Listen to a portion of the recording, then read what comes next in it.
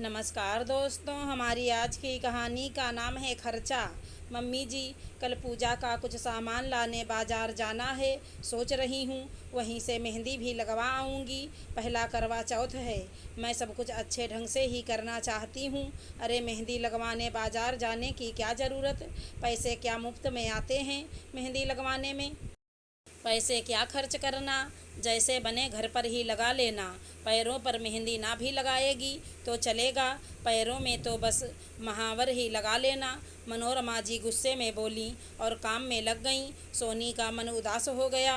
मनोरमा जी का हमेशा का यही आलाप रहता था, पैसे क्या मुफ्त में आते हैं, और इसी के चलते न जाने कितनी बार सोनी का अपनी ख्वाहिशों की बलि चढ़ाना पड़ता।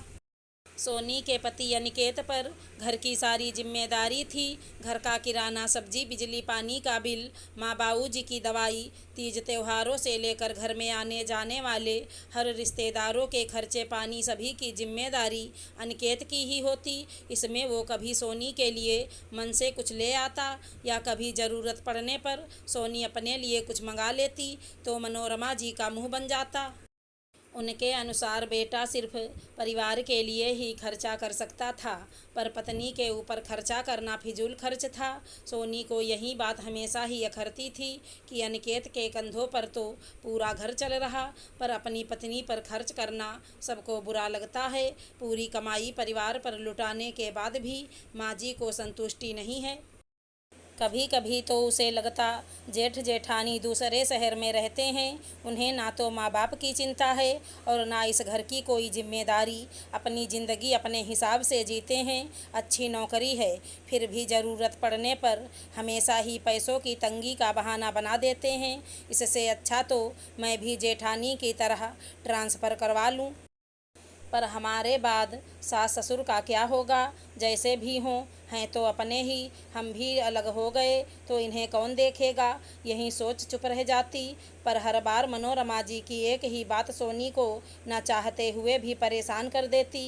कितने महीनों से उसे करवा चौथ का इंतज़ार था कि ऐसा करूँगी, वैसा करूँगी, ये पहनूँगी, ऐसे संवरूँगी, पर मनोरमा जी के आगे उसके सपने चूर होने को थे। एक और तो वो चाहती थी कि उनकी बहू अच्छी सजी सवरी रहे, जिससे उनकी आस पड़ोस के रिश्तेदारी में बड़ाई हो, और दूसरी तरफ घर में इन्हीं सब चीज़ों पर किया गया खर्च उन्हें बुरा लगता।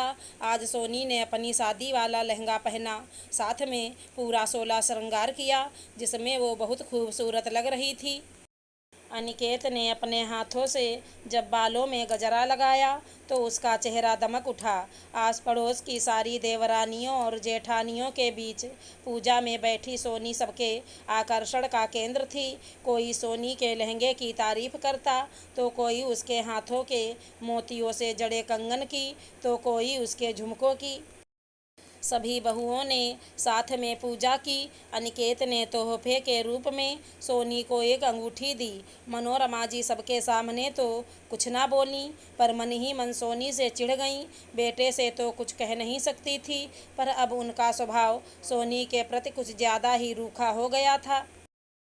अब वो हमेशा ही उस पर नज़र रखती, जबकि सोनी कुछ भी लाने को कहती तुरंत टोक देती। इसकी क्या ज़रूरत है, इतना सब कुछ तो रखा है तेरे पास।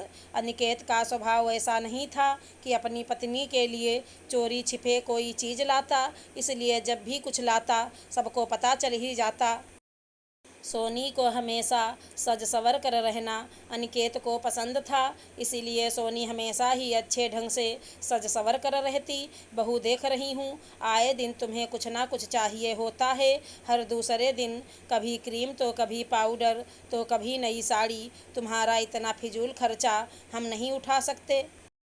अगर तुम्हारे इतने ही शौक हैं तो अपने मायके वालों से कहो कि हर महीने तुम्हारा खर्चा भेजा करें। मायके वालों की बात सुनते ही अब सोनी से रहा ना गया। मम्मी जी, अब मैं इस घर की बहू हूँ, आप ही मुझे अपने बेटे के लिए ब्याह कर लाई हो। जब रहती यहाँ हूँ, खाती यहाँ हूँ, काम यहाँ करती हूँ, तो मायके वाले खर्चा क्यों उठाएं? और वैसे भी शादी के समय दहेज के रूप में एक मोटी रकम आप पहले ही ले चुकी हैं। अब आपका कोई हक नहीं कि मेरे मायके वालों से खर्चा की मांग करें। सीधा साधा रहना तुम्हें आता ही कहाँ है। आए दिन ब्यूटी पार्लर का खर्चा कौन उठाएगा। हमें देखो, आज तक कभी 1 रुपया भी खुद पर खर्च नहीं किया। मेरा खर्चा मेरे पति उठाते हैं, आप नहीं। जब मेरा खर्चा उठाने वाले को कोई दिक्कत नहीं तो आप कौन होती हैं खर्चे का रोना रोने वाली। घर में आटा दाल से लेकर छोटी से छोटी ज़रूरत मेरे पति ही पूरी करते हैं। मेरे लिए कुछ लाते भी हैं तो आपके लिए भी कुछ ना कुछ ज़रूर लाते हैं। सभी ज़रूरतों के बाद अगर अपनी पत्नी पर कुछ खर्चा कर भी देते हैं तो इसमें बुराई क्या है।